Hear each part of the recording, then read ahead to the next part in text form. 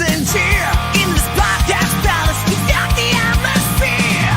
Whoa, whoa, whoa. Bobo and Cramer, yeah, the stand of the lost. Taking on the world, and they're never gonna stop. With that New York grit, rising to the top. Get loud.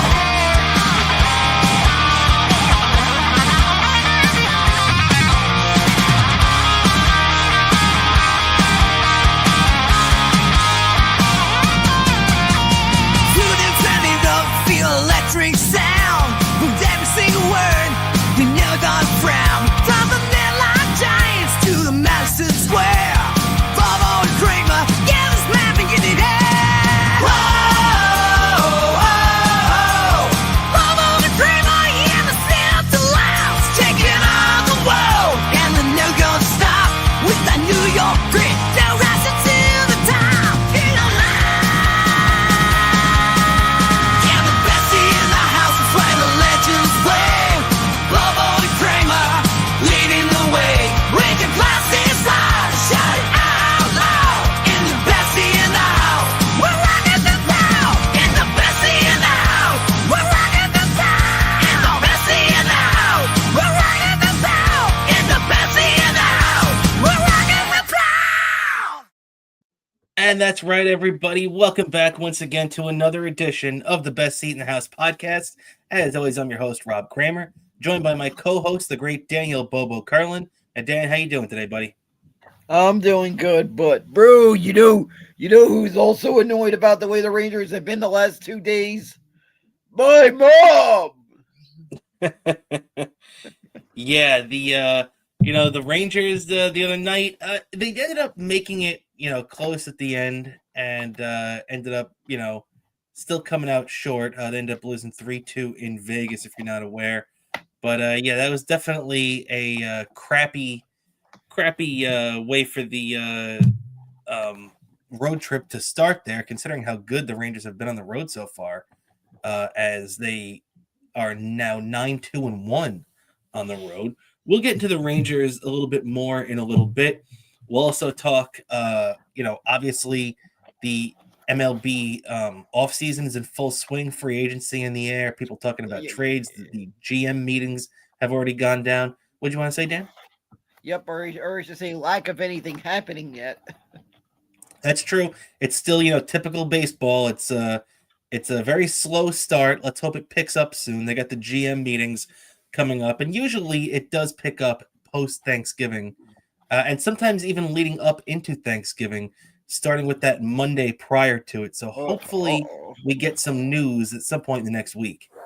Oh, that'd be something to celebrate that, seeing some news like saying at the Thanksgiving table, being able to get an alert like, oh, Pete Alonso just resigned or something like that. I'd be able to celebrate at the Thanksgiving table, and do some celebrating before what'll hopefully be a Rangers win the next day. Exactly. You got that right, man. And so we got that coming on. We're going to be talking about obviously the Knicks. We had that's probably where we're going to start. Talking Jalen Brunson coming back. Also, obviously, we'll get into a little bit of the Jets demoting their quarterback, Justin Fields, turning once again to Tyrod Taylor. And then we're also going to talk a little bit about Cam Scadaboo's WWE excursion. So we'll see what Dan's thoughts are on that. But Dan, before we get into all of that, let's start off with some good news. And last night, Dan, that was no doubt about it, welcome news from every Knicks fan. Jalen Brunson has returned to the lineup. He ended up only missing 2 games. And, this is something that kind of looked a little scary, Dan. After that game about a week ago or so, we saw Jalen Brunson leaving the arena in a boot. And that was a little scary, but missed 2 games, scored 28 points last night, looked like Jalen Brunson, and the Knicks win. That's good news. Yeah, that was good news, especially for that that lone relative I have in Texas. He got to see his Knicks win in person. So that's got to be extra happy when a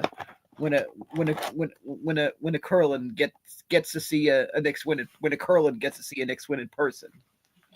Of course, no doubt about that. So that's pretty cool that you had a family member in the stands there checking it out. So hope they had a good time.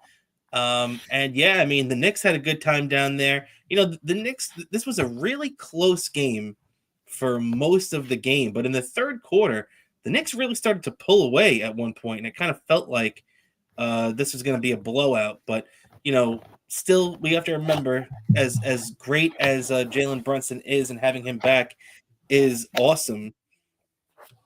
Still no OG and Anunoby, so the lineup is a little bit short because of that.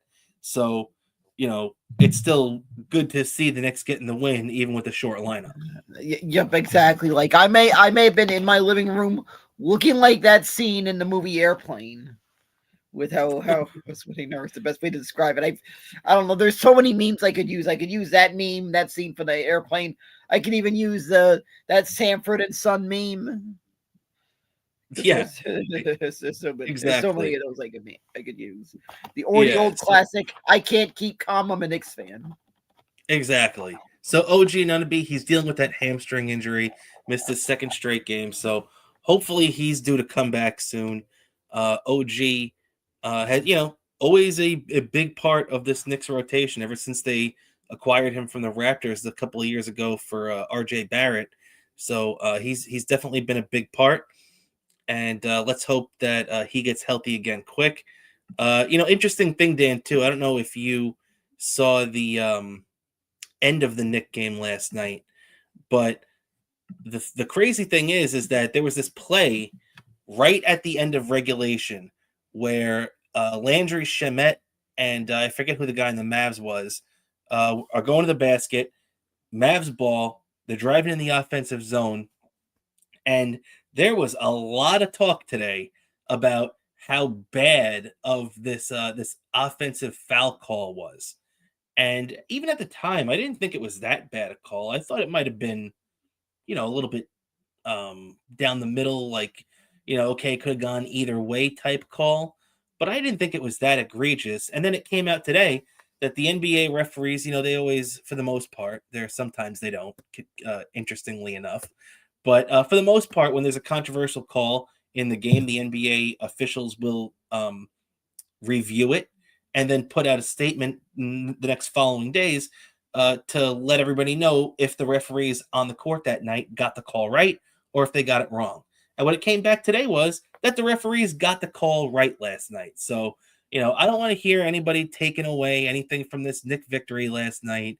I don't care if you think it was controversial at the end. It was the correct call, and the Knicks got the win. And that's all that matters.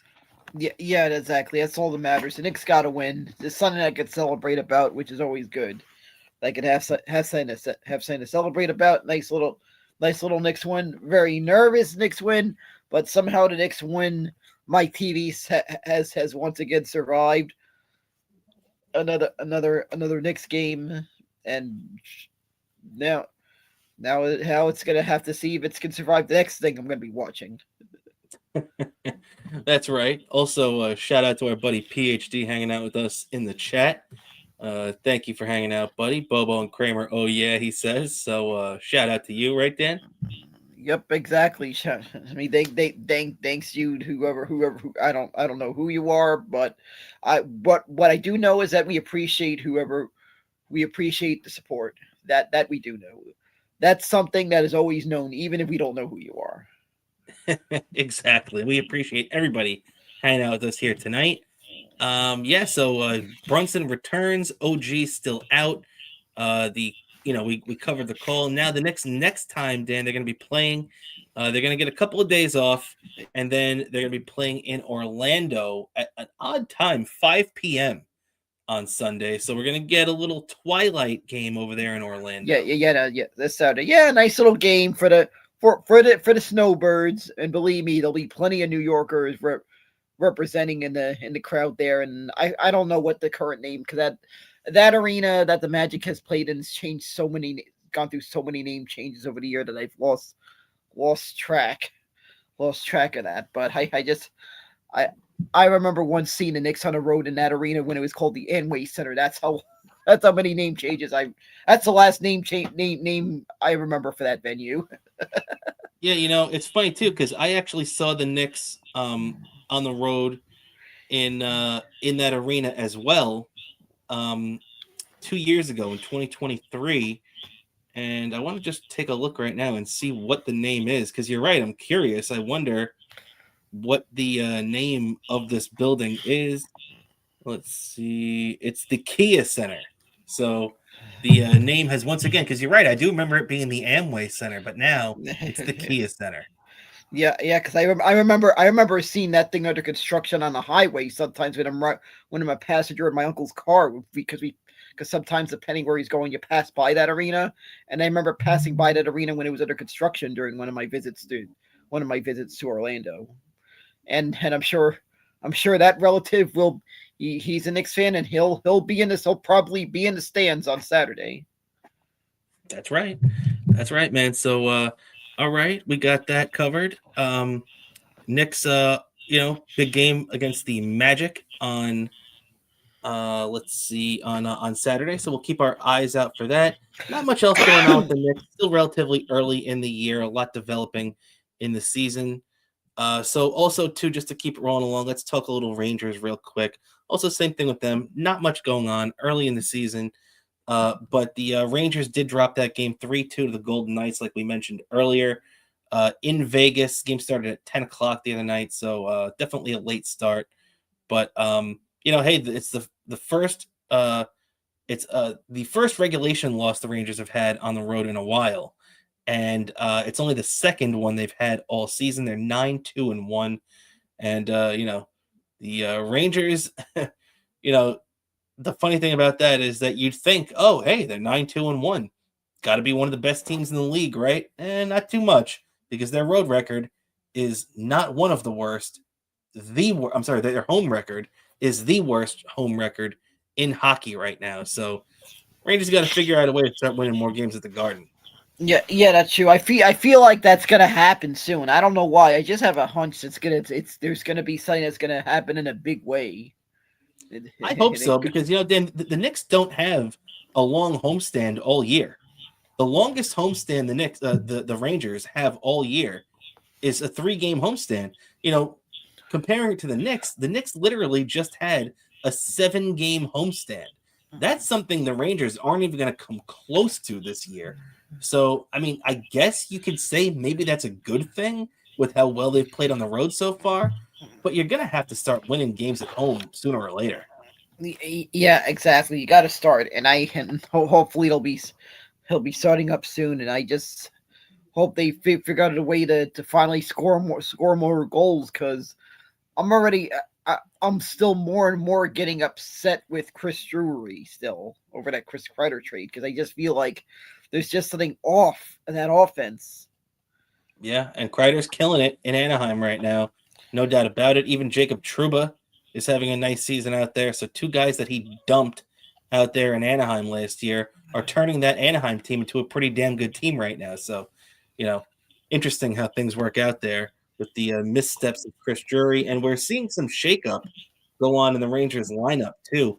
At practice today, which, by the way, we saw Igor Shesterkin with the first goalie off in the morning skate. So it looks like he's going to be starting against the Avs tonight. The Rangers take on the Avalanche at 9 p.m. tonight. Also, another story from there is that Will Borgen did not skate in practice today. He's dealing with an upper body injury. So no Will Borgen at the morning skate. We're hoping that, Borgen's a gamer.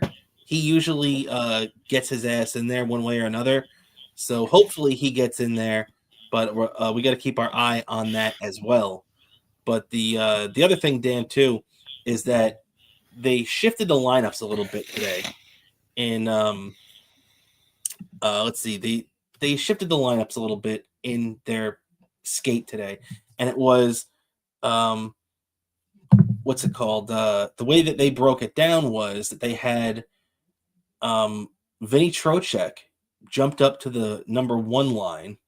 They bumped down Mika Zibanejad to the number 2 line and shifted over Alexi Lafreniere over to the right wing on the second line. So, I don't mind Trocheck being on the top line. I think Trocheck is one of those guys that, he's kind of like the heartbeat of the team in a way, where as Vinny Trocheck goes, the New York Rangers are going to go. So I think that having him on the top line, especially with his ability to win faceoffs, definitely is a good thing.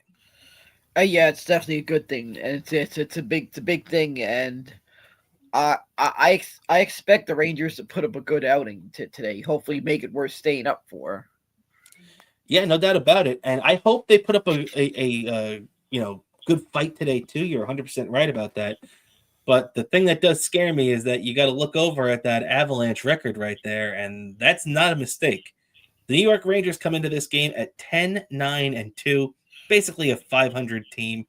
If you're going to put the OT losses on there, they're one under. But for the Avalanche are 13-1-5. Now that five losses in overtime does kind of pop off the screen to you, but I mean, shit, Dan, this team is 13. They've only lost one. That's the crazy thing about this thing too is looking at this right now. We are officially a quarter of the way through the NHL season, a quarter of the way. So when you look at the Colorado Avalanche, that means they're on pace. If we're going to go it by quarters, the Colorado Avalanche are on pace to lose 4 games in regulation this year. 4. Now, we all know it's not going to happen. They're going to cool off at some point and hit a wall. And, that's what happens in hockey. It's a long season. It happens in any sport. But right now, the way they're starting things off this year, Dan, that's what they're on pace for. And that's crazy. Yeah, that is crazy. Looking at that is crazy. So this one's getting me nervous. Probably a game I won't calm down until the end, and it's gonna take a lot of strength in me not to make a lot of noise if I'm staying up. Because in case I maybe get a little too tired, I have the game set to record on on my DVR to watch after work. If I stay up, well, I'll be prepared with the strongest cup of coffee tomorrow. So as I'm loading the UPS trucks, so I'd be happy doing that. But I guess let's face it. I guess maybe I'll watch anyway. Because let's face it, if the Rangers were in the playoffs, I'd be up watching. Absolutely, man. So, bless you. Bless you over there as Dan goes and blows his nose there for a sec. But yeah, so I'll take you out of there so you can take care of yourself. All right, yeah. So obviously we got that big matchup tonight with the Rangers and the Avalanche over in Colorado. So Rangers keeping this West Coast swing going at the moment right now. The other thing I did want to bring up, and we'll talk about it more when Bo gets back in a second, but the Rangers did actually release. So we all know on New Year's Day, it's going to be the Rangers and the Florida Panthers in the Winter Classic, as we are rejoined by my co-host Daniel Bobo Curlin, and they released the jersey that the Rangers are going to be wearing there. And I think that's pretty damn good, Dan. I like that jersey. What do you think about it, first glance? Yeah, I like that jersey. I like it. Just wish it wasn't so pricey, but otherwise, if I would have gotten a hold of that, I would buy this to wear at the game. But it's a little pricey, and I'm just fortunately, it cost almost what it would cost for me to go to the game. So if it didn't cost the same amount for me to make the trip that I had saved up for this, then maybe I'd do that. But I'm at least gonna get I'm gonna buy the hat. I'm gonna buy the cap for that. That makes sense. So yeah. Absolutely, I'm probably gonna buy the cap. I'm probably gonna buy the shirt. Probably gonna go to the NHL store and pick up the shirt before I head on my potential flight down to Miami for this. That makes sense. So yeah, definitely a classic Rangers jersey there for the Winter Classic. So definitely like that one a lot. Think they they've had some questionable decisions the last couple of years with a lot of these special jerseys.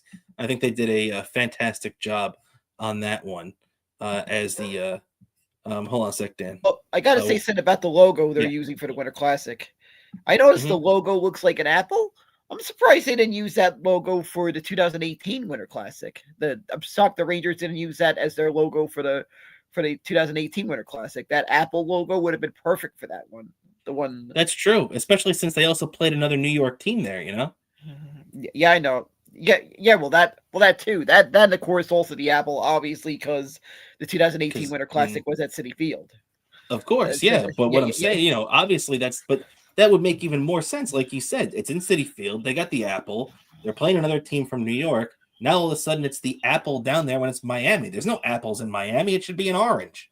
Yeah, I know. Yeah, exactly. I wouldn't have mind if they did something like a pastel colored Rangers logo. That would have been neat if they did that. That would have been a cool logo to time they did like a pastel colored Rangers logo.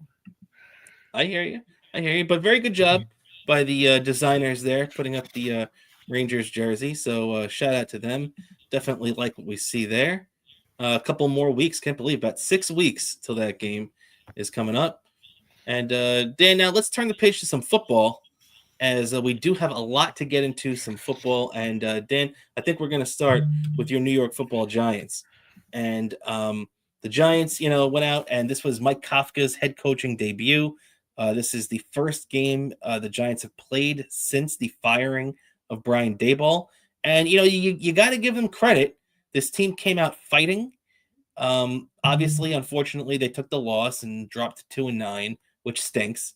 But they did come out. They played hard. The Packers are a pretty good team with a pretty good defense, and the Giants basically led throughout most of this game. It wasn't until late the Packers ended up pulling ahead, as we've seen many times over the last couple of weeks. The Giants blown that game against the Bears. The Giants blown the game against the Denver Broncos. Now the Giants blown the game against the Green Bay Packers. This has been a trend in 3 out of the last 4 games, really. So, Dan, what was your first thoughts coming off Mike? What did you think of Mike Kafka?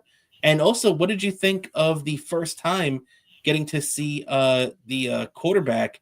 What the heck's his name? Jameis Winston. Yeah, Jameis Winston. What did you think about him getting in for the first time?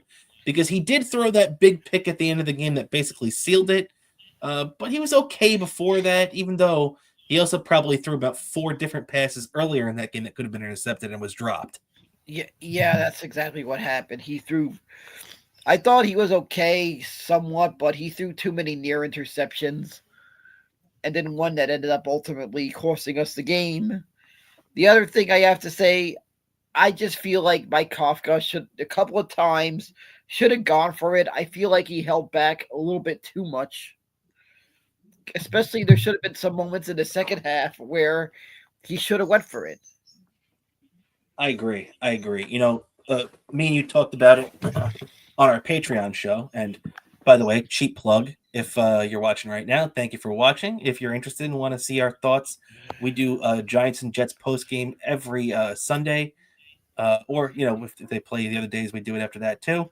So check it out, patreon.com/Best Eating House Podcast. It's only $5.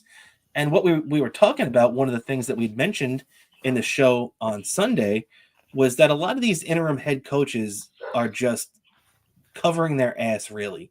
The only one that I can remember in recent years that wasn't that type of coach, that that took every chance available to him, was former New York Giant Antonio Pierce when he became the interim head coach of the then Oakland Raiders. So that's something that we do have to consider. A lot of these head coaches, we even mentioned last year when the Jets fired Robert Saleh, how when Jeff Ulbrich took over, he was extremely conservative as well. And it seems like Mike Kafka kind of followed in those shoes. And unfortunately, when what's the old saying, when you play for a tie, usually that ends up blowing up in your face and you lose. Yeah, that's exactly what happened, and it just turned out to be another loss that I feel like it's another one that I'll have to survive getting through this disaster of a season, and hopefully my TV survived it. Yeah, I hear you. I definitely hear you on that, man. And the Giants are getting a little some injury updates too, and Jackson Dart, who is dealing with that concussion still, He remains in concussion protocol. He was limited in practice because of that. Um, you know, we also got a good update on Darius Slayton, who's been dealing with that hamstring injury. He looks good to return and should be ready to go for the Giants' next game against the Lions this weekend. So that's a good thing. And going back to the quarterback Jackson Dart dealing with a concussion problem, head coach Mike Kafka even left the door open that there is a chance that we could see Dart against the Lions on Sunday. But he said it's in the doctor's hands. And, to be honest, Dan, the Giants are 2-9. I understand you want to see as much of Jackson Dart as possible, and I get that. And I wouldn't shut him down for the year. I would definitely be bringing him back to play again. But I don't know if you want to throw him in against the Detroit Lions. The Lions are a really good team. And not to mention, on top of that, they're going to be pissed off because the Detroit Lions lost 16-9 on Sunday Night Football last week. And, they're going to have payback on their mind. And unfortunately for the Giants, they're the next one on the schedule right now. And, I don't know if you want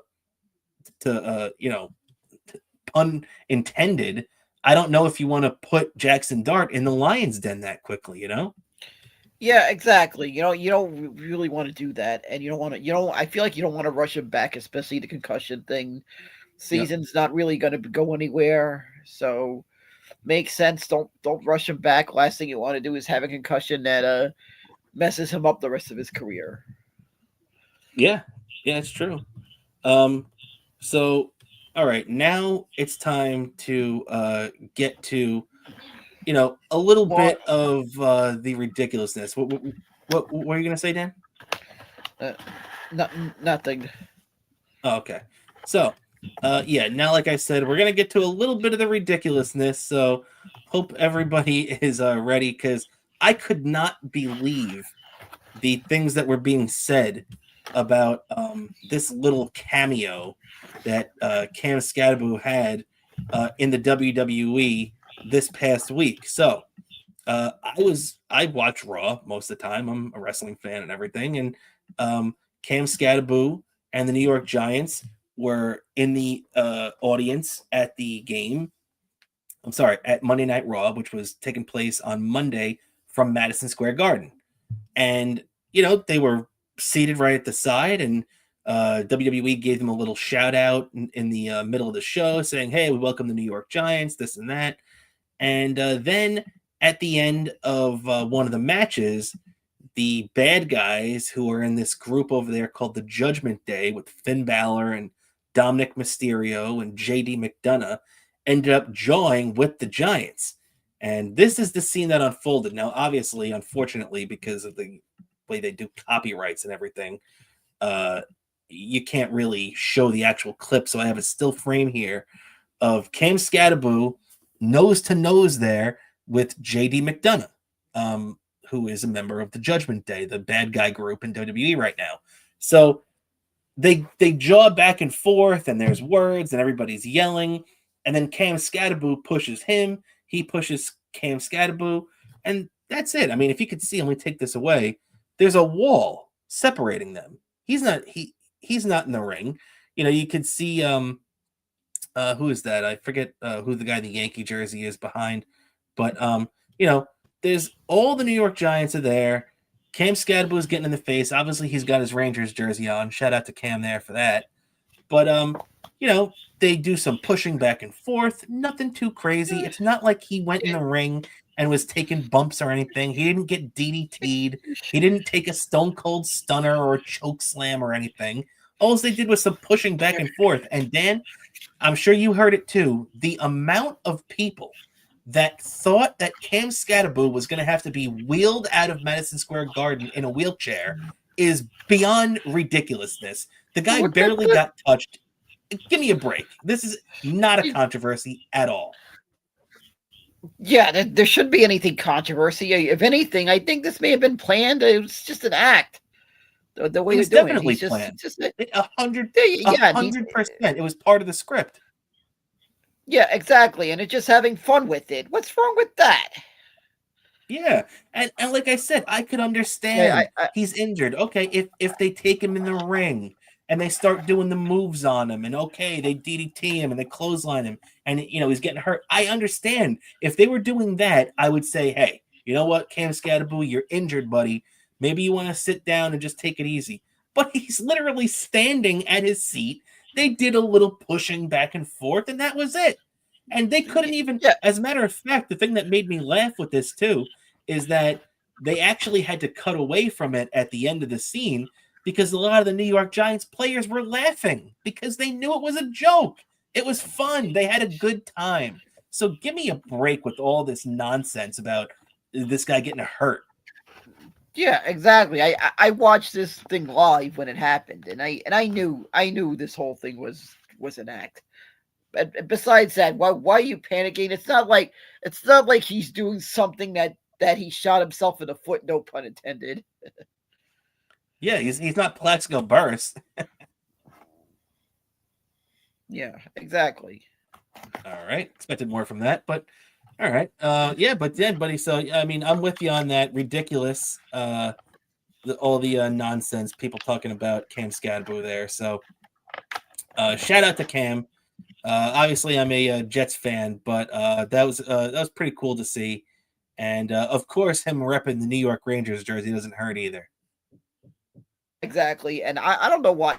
I would love to one day have get Cam Scadaboo on this show. That I feel like that would be a lot of fun to have him on the show one day. He would be awesome to talk to. He looks like a really fun guy to chat with. So that would definitely be cool. So shout out to Cam Scadaboo there. Hopefully he's healing up well. And hopefully the fake injuries that he sustained on Monday Night Raw, he's healed up from too. So thank you, Cam. Yeah, exactly. I feel like some of these people may have been that reacting to that may have been, like that. It's still real to me, damn it. Yeah, you're right. You're right. And it's like, come on, guys. Is this 1987? Do we really think is the honky tonk man going to come out and hit him with his guitar? Like, give me a break. It's a show. It's like, give me a break. Yeah, exactly. I'm sorry, I couldn't help but reference that classic clip. Yeah, no, and you're right. You're right. It's like, everybody, let's be honest. It's a work. We know it. It's, it is what it is. And what it is definitely not Cam Scadaboo putting his body on the line and getting injured. That's not what's happening there. So take it easy, everybody. If you're a Giants fan and you were upset, breathe in, breathe out. It's okay. If you're one of these radio hosts who had nothing to talk about this week, I couldn't believe Brandon Tierney and Sal Okada on WFAN. Who, Sal, as a Met fan, gets on my. I mean, look, I'm a Met fan too, but the type of Met fan Sal is gets my nerves a lot. I actually like Brandon Tierney, and hearing their take on Cam Scadaboo dealing with this was like, come on, guys, that's the most low-hanging fruit ever. Yeah, that is. I am surprised they were like that. I just had a weird feeling they were gonna be like that on the fan the next day when they. I don't know why. I just had a gut feeling, and I was just right on the money when I heard that. I should have had that feeling too, but I didn't. I really didn't think anybody was gonna think it was that big a deal, but people get crazy, especially when you have nothing to talk about, and baseball off season is going pretty slow. So, all right. Yeah. Now, Giants and the Lions, Dan, on Sunday, 1 p.m. Giants are 10.5-point underdogs. We'll give our picks and everything at the end of the show, but that's definitely a big game for the Lions trying to bounce back, and a big game for the Giants trying to get Mike Kafka his first win as a head coach. Yeah, this one's going to be an uphill battle, I just feel like, for the Giants. I just hope the Giants at least put up a good showing, because this one kind of feels like it smells disaster written all over it. And me just questioning, like, what did I just watch for 3 hours? Exactly. So, all right, shout out to the Giants and Lions. Big game coming up. 10.5-point underdogs on the road for the Giants. So it's going to be a big hill to climb, like you said. we'll give our picks at the end of the show. With that, all right, let's turn our attention over to the Jets, who, look, they lost to the Pats 27-14. It was 21-14 at the start of the fourth quarter. And, the Jets were close. They were in the game, but New England was able to pull away, unfortunately, and win this thing by 13. Just barely screwing me and you out of a cover there. That would have been nice to see the cover, but didn't happen. The part of the reason it didn't happen is because once again, Justin Fields went out there and had a terrible game. And I don't want to knock Justin Fields for that because Justin Fields is what he is. Sometimes you could put him out there and he could look like Lamar Jackson. Sometimes you put him out there and he looks like Zach Wilson. So you never know what you're going to get with him. But the fact is, if you're a head coach that knows what he's doing, you have to be able to realize, me and you mentioned this on our Patreon show too. Justin Fields is kind of like a starting pitcher. You have to know if you have to pull him in the third inning or if you can let him go 7 or 8. And Justin Fields is a guy that should have been pulled against the Patriots at least at halftime, probably even earlier than that last week. It was clear he was not having a good day. And the Patriots were just playing him really well. The Jets ran the ball well, but they could not pass for shit. And, this is what happens.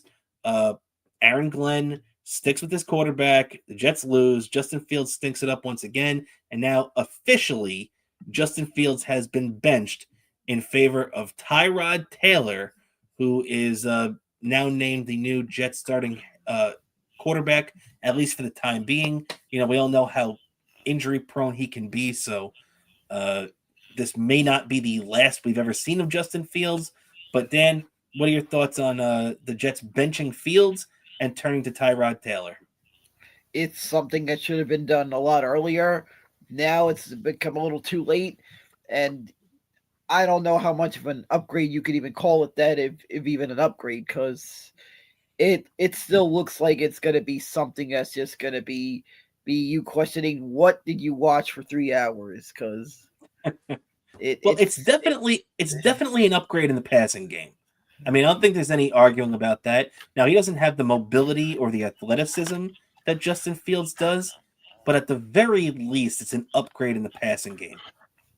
Yeah, exactly. And the most you could have is maybe the team just showing up some fight, because it's obvious the Giants are. I meant the Jets are just trying to build something toward next year. This year, it just looked like they just made it It just felt like in the beginning of the season that it was going to turn into a tank year or just a rebuilding year. Unfortunately for you guys, and it's looking disastrous, and who knows how much better it's going to get, even if you guys get the top quarterback. Because I've said it before, I feel like the rest of the season, the whoever the top quarterback in the draft is doing is watching this team, looking, saying, please don't. He's just keeping his fingers crossed that that's not where he ends up, because it looks like just poorly run, complete disaster. He's that potential top quarterback in the draft is looking at, because I'm pretty sure, I'm almost positive. I don't know how much these quarterbacks do that. I really want to ask. If I ever get like an NFL quarterback on their show, that's something I want to ask. If they actually look like they're watching NFL games, trying to scope, get an idea what they're going into, like what potential team they're going to end up on. That's true, but you know what though, Dan, too? There's one thing about it's different from Eli Manning saying 20 years ago, yeah, you know what? I don't want to go to the San Diego Chargers. That I understood that, and I think a lot of people got that at the time. But as bad as the Jets have been, if you're a competitor and you are a quarterback with an alpha mentality, a winning mentality, and you're trying to talk your way out of New York, you're trying to talk your way out of being the guy that turns the Jets around. Say what you want about Aaron Rodgers. Aaron Rodgers had the fucking balls to come to New York and say, you know what? I'm going to put everything on the line and try to turn that fucking team around. And I'm going to be the guy that everybody says, hey, that's the best guy the Jets have had since Joe Namath. And if you're a quarterback, even if you're in college right now, no matter any of these young guys, and you're trying to talk your way out of New York, or you're trying to arrange it where the Jets can't pick you, this and that, then I don't want you anyway, because you don't have a winning mentality and you're weak.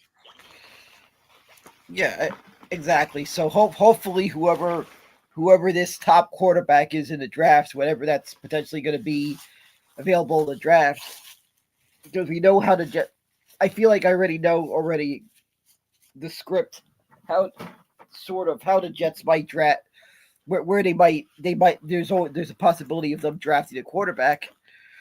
Hopefully they draft a guy that's ready and will be able to step up and go be able to handle the entire process of turning the team around. Yeah, exactly, man. And I hope this guy is up to it too, because we just talked about the Jets changing the quarterback situation, and just a couple of weeks ago we were criticizing Aaron Glenn for the Jets head coach, who's a genius, as I call him, Bill Parcells Jr., ironically, or sarcastically. Aaron Glenn responded to a question from Jets beat reporter Brian Costello a couple of weeks ago, when Costello asked him simply if he was going to have to make a decision on who his quarterback was. Not saying anything about benching, not saying anything about, oh, this guy stinks. He just asked the question. And Aaron Glenn's response was, come on, man. You're really going to ask me that question? Are you serious? And then 2 or 3 weeks later, the guy who responded, come on, man, makes the quarterback switch. Dan, it's one of those situations where it's like, make it make sense. You know what I mean? Oh my god, I can't believe that. Who the heck gave this guy advice on how to handle the press? The previous White House press secretary? Because that's what I'm getting the vibes. This guy just has no clue how to handle the press. Yeah, you are 100% right, Dan. This is one thing, like, I don't understand how, these guys, these NFL players, especially a guy that played in the league as long as Aaron Glenn did. And let's be honest, the guy had a 15-year career. He played from 1994 until 2009. And he had a great career, no doubt about it. But when you're in the NFL for that long, you deal with the press. And not only do you deal with the press, the NFL, Bill Parcells and all of his coaches and all the teams he's been on, give you training to deal with the press and to give, not unauthentic answers, but to present your answers in a way where it's not coming off as either arrogant, or it's not coming off as dismissive, or just a better way to communicate with the press, who you are communicating with your fan base through. And Aaron Glenn, you nailed it, man, seems to have no idea how to communicate with these people. It's like he's speaking English and everybody in the audience is like expecting him to speak Japanese. You know what I mean? Like it's ridiculous. Yeah, it's just complete disaster. What's going on? I feel like he's just becoming a meme. Unfortunately, he is. And I really, really hope that Aaron Glenn turns it around. I heard a lot of people, over the last couple of weeks and everything, point to guys that had bad first seasons in the NFL. Speaking of Bill Parcells, he did too. Bill Parcells did not have a good first year. I think he was 3-12-1 his first year with the New York Giants. Obviously, Kyle Shanahan had a terrible first year with the San Francisco 49ers, and Dan Campbell with the Detroit Lions as well. So there are, even Belichick, his first year with the Patriots, went 5-11. So there are ways you can point to it and say, okay, maybe there is evidence that things can get better and get changed. But my retort is that all those guys, in my opinion at least, they looked better at this point as a coach than Aaron Glenn does. Aaron Glenn still looks to me like he's trying to prove himself as a head coach. And it's like, man, you're 10 games into your career now, whatever it is. Just stop that nonsense. Stop the crap and just coach and get wins. That's all I want to see. Wins. Yeah, exactly. I feel like all these coaches that maybe had a disaster at the beginning, I feel like they still got the most out of their teams a little bit, and they kind of they made the progress. This guy, I feel like it's starting to look like this guy. He isn't making the progress. Yeah. At least not yet. At least not yet. You're definitely right about that, man. So, hey, fingers crossed. I'm rooting for Aaron Glenn. I've mentioned on this show a million times he's my favorite Jet corner all time, not named Darrell Revis.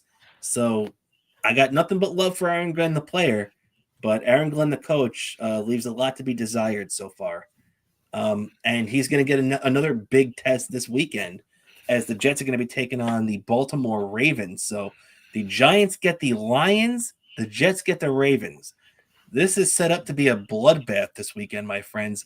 The Jets and I didn't get a chance to look this up, but and with as bad as they've been, it probably hasn't been as long as I've been thinking. But I wonder when the last time the Jets and the Giants were both double-digit point underdogs on the same week. Is that's a crazy thought, right?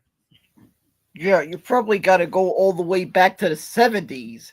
Probably got to go all the way back to when you'd find some rich person doing a snorting cocaine at Studio 54. That's probably how far back you got to go to back to find something this much bad of a disaster. You could be right about that. You definitely could be right about that. Jimmy Carter might have been in the White House the last time that this happened, and it's definitely possible. I'm gonna have to look it up, and I'll come back to you guys either next week or on Patreon with that number. The last time the Jets and the Giants were both double-digit underdogs in the same week. So Giants 10.5-point dogs in Detroit, Jets 13.5-point dogs at home against the Ravens.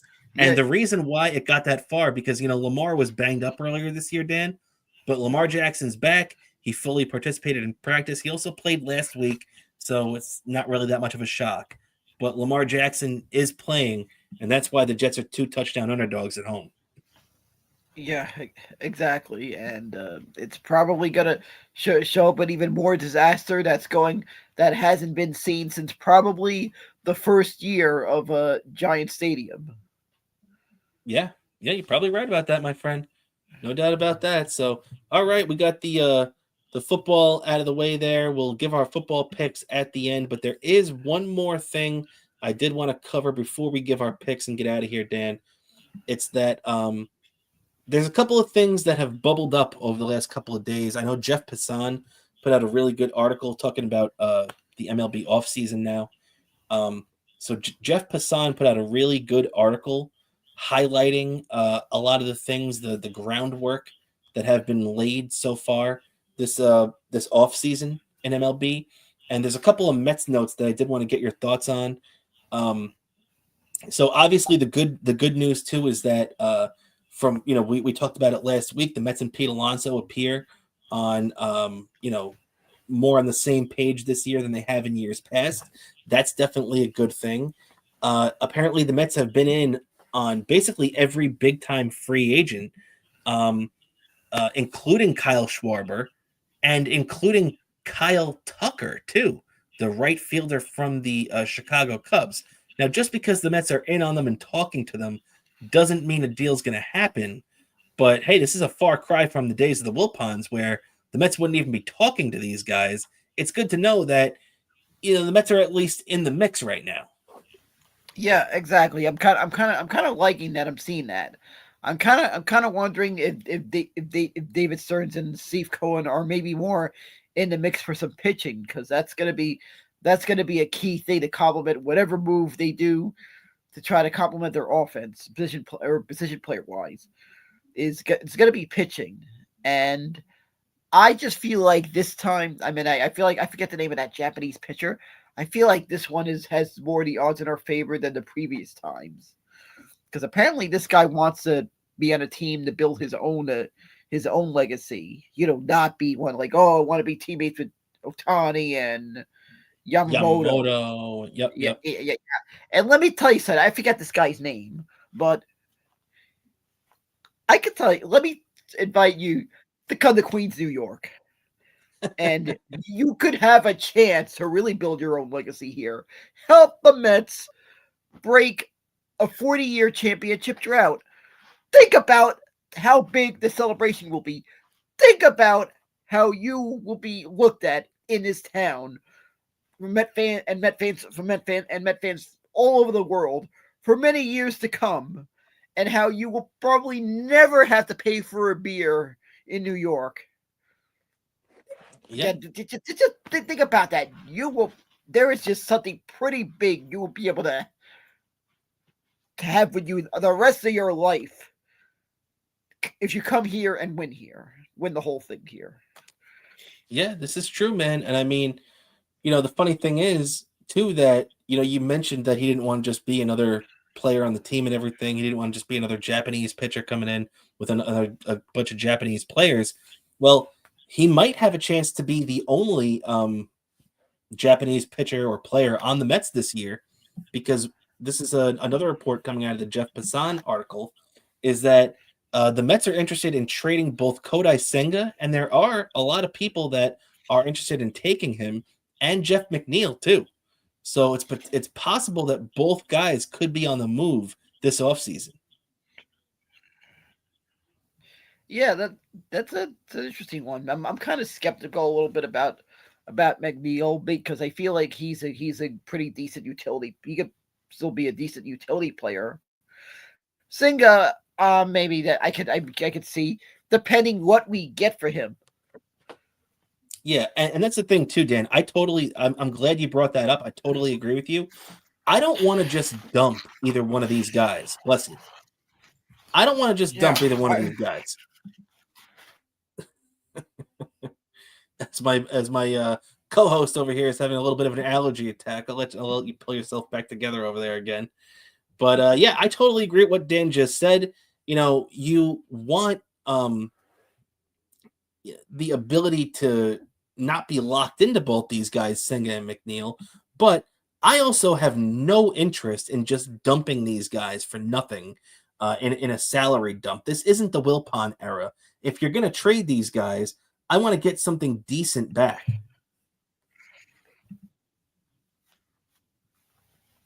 Yeah, exactly. I expect at the very least to get some. I expect at the very least to get some decent bullpen pieces. Maybe complement potentially the pitcher we're going to bring back in Diaz. I expect that at the very least. Another thing you mentioned Diaz too. Another thing that Jeff Passan brought up was the potential of bringing back Devin Williams. I'm sorry, bringing back Edwin Diaz, but also bringing in Devin Williams, the ex-Brewer, the ex-New York Yankee from last season, to be the bridge guy to Diaz. Would you have any? Because remember, we have to remember too, Devin Williams had a terrible year last year. He did kind of finish strong a little bit, but Devin Williams had a terrible year last year. Would you have any interest in bringing him in? I really have questioning this one, how well Devin Williams could handle New York. I really don't know. We already saw it last year. Yeah, disaster. Maybe he could handle being a setup guy, but I can't see him closing in New York. Maybe a setup guy at the very least. Not closing, being a bridge guy to Diaz. Yeah, exactly. But I just can't see this. I feel like this is a disaster that's not going to work. He cannot pitch in New York. Yeah, well, I agree with you. But apparently our genius GM, David Stearns, does have interest in him. And let's be honest, that does make sense, as Devin Williams was the closer for David Stearns' Milwaukee Brewers for all those years, when his changeup was one of the better weapons in baseball. So I agree with you, though. I wouldn't be that thrilled about bringing in Devin Williams. Although I'll say this: if you're telling me that you're going to definitely bring back Edwin Diaz and you want to bring in and take a gamble on Devin Williams to be one of your bullpen guys before Diaz, as much as I don't like it and don't think it'll work out, I'll say, okay, you know what? I don't mind it. It's a low risk, high reward type thing. But if you're going to tell me that you're going to let Edwin Diaz walk and then try to sign Devin Williams to be his replacement and close next year for the Mets, I cannot say in more plain, clear English how much I would despise that. Not just not like, not agree with, not hate. I would despise that move. Yeah, exactly. I would despise that move. Please don't screw this one up, David Stearns. Please don't. I don't want to go back to closers making me want to destroy my TV. All right, Dan. 2 more things in the Mets before we give our picks. I do want to give props to David Stearns, Dan, because David Stearns did something this week that we would never have seen happen ever in the Wilpon era. And that is the Mets DFA'd Frankie Montas to clear room on the 40-man roster. Now, you might hear that and think to yourself, well, why is that a big deal? Who gives a shit? He's out for the year anyway. Because the thing is, the Mets, if they kept him on the 40-man roster, but placed him on injured reserve, and what they could have done is he still would have taken up a 40-man roster spot, but the Mets could have applied to their insurance company and gotten back a pretty good portion of the $17 million that Frankie Montas was owed for this year. However, they said, fuck that money. We value our players and we value our 40-man roster spots more than we value money. So we cut Frankie Montas. We set him the hell out of town before his contract is even up. We ate the $17 million, cut him a check, and said, hit the road, Frankie. We don't want to see you ever again. And the big reason why this means something is because the Mets have a really good young minor league player named Nick Morabito. And he would have been at risk of being lost in the Rule 5 draft. This is a guy that stole over 100 bases in the minors over the last 2 years. And the Mets got rid of Frankie Montas and placed Nick Morabito on that 40-man roster, saving him and keeping them in their system. Now, you might not think that's a big deal. The Mets opted not to do that with Mike Vassell last year, a minor league pitcher who got claimed in the Rule 5 draft by the Chicago White Sox, and he turned in a great year for the White Sox. So it just goes to show how much it means to protect your young players. Yeah, exactly. And I got to give credit to the Mets for doing this because I feel like this is going to be a big factor. I forgot, what position is he? Outfield? Morabito is an outfielder, yep. All right. So I feel like he could be a big it could be a big difference this year. It's definitely going to be a prospect to be looking at during spring training. No doubt about it. And especially, I feel like during a lot of spring training, you're going to get prospects are going to get a lot of looks during spring training, even more than normal, being the fact you're going to get a lot of the main guys on the roster taking part in the WBC. So you're going to get a lot of prospects getting a more bigger look during spring training. It's a great point. You're 100% right about that, my friend. All right, Dan. And now I'm going to drop this on you right now. And I don't know. This is the last tidbit that we're going to throw at you before we wrap the show up here. I want to know because Evan Roberts brought this up on WFAN yesterday. Now, this is not a report from Evan Roberts. He's not a reporter. He's just a talk show host. But what he said was that he gets tipped off by inside sources every once in a while. And one of the things, there are certain things he gets tipped off of. And he said this source has a history of being right. The source knew about Jeff McNeil having surgery, which he just had recently. The source knew about some pitching rotation injury mid-season that he mentioned that I forget. But apparently this source has a history of being right. And this source dropped this trade on Evan Roberts the other day and said, this isn't something that's guaranteed to happen, but this is something that's being talked about right now. All right, Dan, get ready for this. The New York Mets are talking apparently right now to the Anaheim Angels. And in this potential trade, the New York Mets would be trading Brandon Nimmo to the Angels for Mike Trout. What is your thoughts on this? Now, I'll tell you this. If this trade was thrown out there 5 years ago, I'm doing it in a heartbeat, no doubt about it. But I don't know about it now, man. What do you think? I would literally slaughter David Stearns for making this trade. This is a disaster. This is one of the worst. This would be one of the worst over the hill player deals you made in Mets history. What year is this? What year is this that you want to make this trade? Ben, you are dead on, man. You're dead on. Yeah. Why would you make a trade for Mr. Glass? Yep. And you're 100% right. This guy, over the last 5 years, has only played in 100 games once. That's it. And it was last year. And his numbers have really deflated over the last couple of seasons, too. Look, everybody loves Mike Trout. He's a future Hall of Famer, no doubt about it. But let's be honest. Last year, Mike Trout DH'd more than he played outfield. I would even be more open to this trade if you told me that Mike Trout was going to play that if Mike Trout was still, you remember when he was a young player, he was a really excellent Gold Glove center fielder. If he was still anywhere near that type of center fielder, even with all the other nonsense, and I probably still wouldn't make the trade, to be honest, but I would even think more about it because there's a couple of things to this too. You have to remember, Brandon Nimmo makes $20 million a year for the next 5 years. Mike Trout makes $36 million for the next 5 years. So while their contract is the same length for the next couple of years, Mike Trout is due $16 million more per season over the next 5 years, which is basically double Brandon Nimmo's salary. So, I mean, if you were telling me that you could guarantee me that Mike Trout was going to be healthy and that Mike Trout was going to play good defense in center field, I would think about it. But I don't know. I cannot make this trade. I think Met fans severely underrate Brandon Nimmo, by the way, too.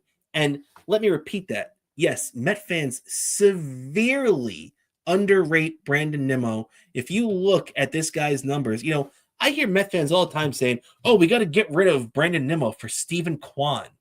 Stephen Kwan doesn't strike out.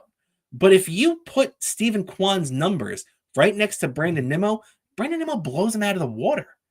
Brandon Nimmo basically had double the home runs last year of Stephen Kwan. Stephen Kwan drove in 50 runs. Brandon Nimmo drove in 93. It's not even Brandon Nimmo is a very disrespected player by not only league-wide fans, but specifically Met fans. And Met fans have to learn to appreciate him more. Sure, right now at this point, he might be a little bit overpaid. $20 million a year is a lot. But Brandon Nimmo is, if you got rid of him, that production, much like we say with Pete Alonso, the production for Pete Alonso is going to be hard to replace if you lose him. It's the same damn thing with Brandon Nimmo. Yeah, exactly. Why the heck are you doing this, especially with a player who has a reputation of not being on the IL so much? So you're stupid if you make this trade, as far as I see it. You're stupid if you make this trade. That's the bottom line because Bobo said so, and I'm with you on that, buddy.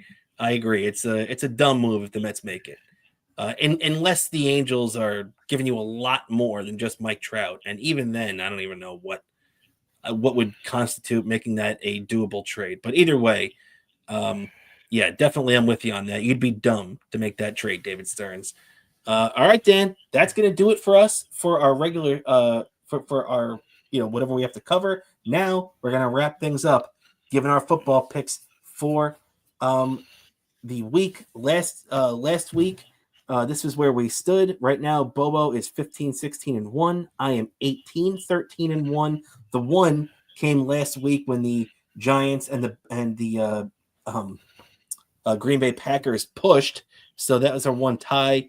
But so me and Dan were both 1-1-1 this week, obviously, interestingly enough.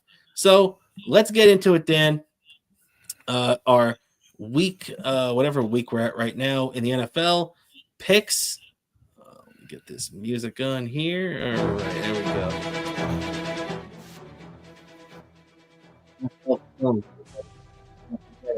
All right. We're going to start, Dan.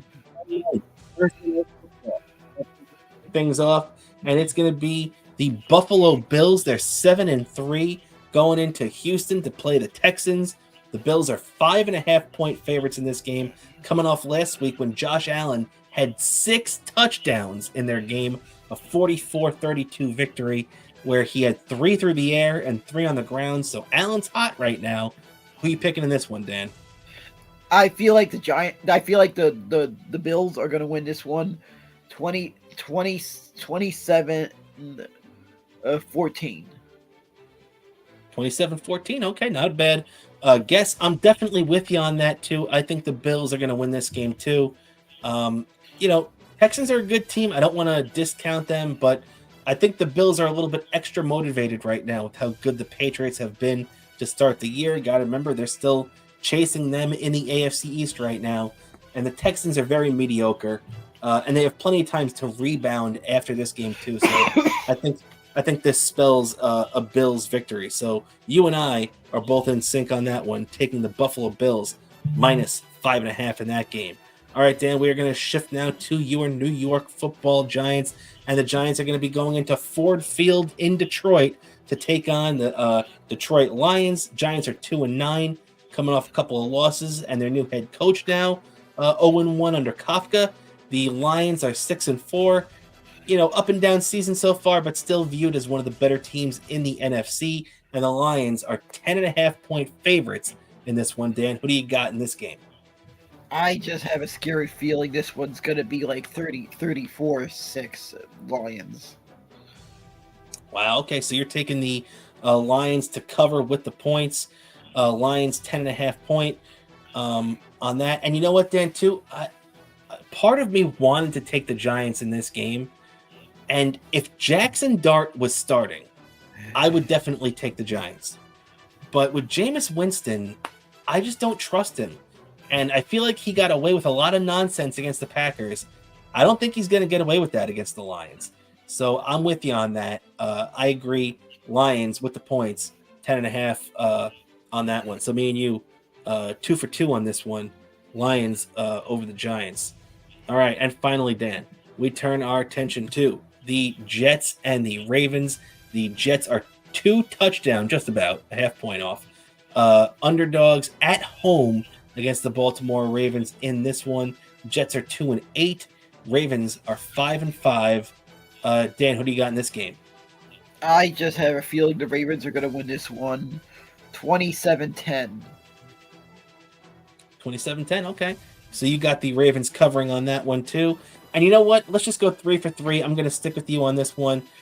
As much as I am tempted, and I might even put money on it because I'm a freaking idiot, but the Jets are 13.5-point underdogs. That is, especially at home, you feel like they're going to have a little bit of kick in the ass because of Tyrod Taylor being out there. The defense has not been too bad since the big-time trades of Quinnen Williams and Sauce Gardner. So I don't expect them to step back that much. But I don't know. As much as my brain tells me to pick the Jets, I'm going to forego that. I'm going to agree with you on this one. And I'm taking the Ravens minus 13.5 too, to go along with you. So for our picks this week, we are totally in sync. For the first time this year, we have all 3 of the same picks. We are taking the Bills minus 5.5. We are taking the Lions minus 10.5. And we are taking the Baltimore Ravens minus 13.5. And with that, that's going to do it for our picks. That's going to do it for the show this week. Thank you, everybody, for hanging out with us here on this edition of Best Seat in the House podcast. And Dan, before we get out of here, do you have anything else to plug for yourself? Sure, I gotta plug my Twitter account, Bobo103NYC, Instagram, Bobo718DK, same username on Dreads, YouTube, one word, Daniel Curl on YouTube for all your Bobo content on YouTube, which all your Patreon subscribers know that when I upload new stuff on YouTube, 1 week early access. And also, don't forget to subscribe to our Patreon and support their show. It's cost of a round trip on the subway for $5, and not better a deal. That's right, Dan. So make sure to check it out. Like Dan said, Best Seat in the House podcast on Patreon, patreon.com/Best Seat in the House podcast. So thank you so much for everybody for hanging out with us here on this Thursday night. Hope you all have a great weekend. As always, for my co-host, Daniel Bobo Curlin, I'm Rob Kramer. This is the Best Seat in the House podcast, everybody. And we are about a half hour away from puck drop for the New York Rangers. So let's go Rangers. Have a great weekend, everybody.